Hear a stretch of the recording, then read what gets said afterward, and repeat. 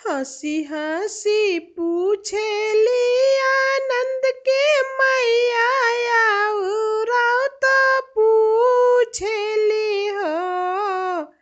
हंसी हंसी पूछेली आदर्श के मैया आउरौ तो पूछेली हो।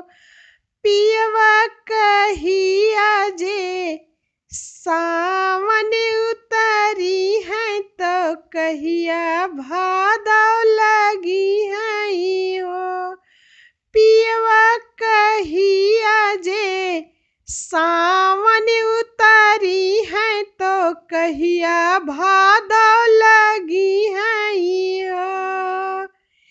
पिया मोरे हम के बतावौ तो औरौ समझावौ हो। पिया मोरे हम के बतावौ तो औरौ समझावौ हो। पियवा कहिया हवे छठी पूजन तो ललही छठ भूखब हो।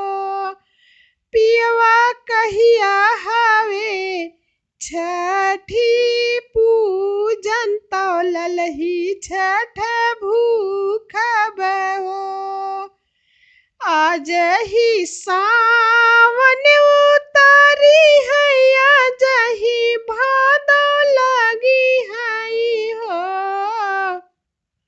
आज ही सावन उतारी है आज ही भादव लगी है हो।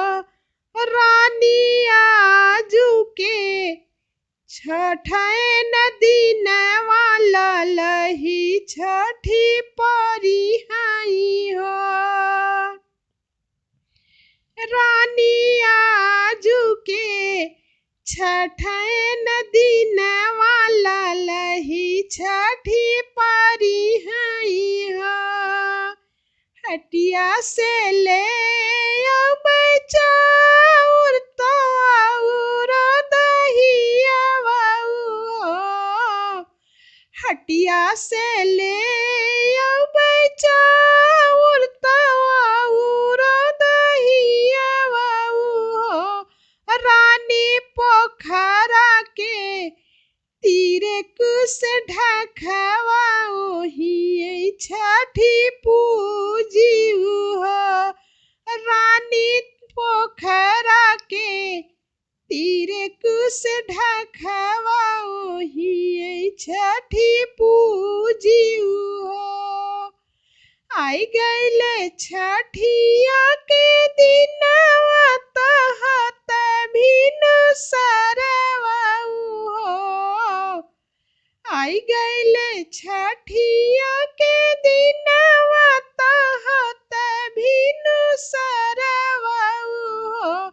सखिया गोदिया में लिहली ललनवा रे महुआ चाउर हो। सखिया गोदिया में लिहली ललनवा रे महुआ चाउर हो। जाई के पहुँची पोखरवा छठी मैया के पूजिला हो। जाई के पहुँची पोखरवा छठिया जे पूजिला हो।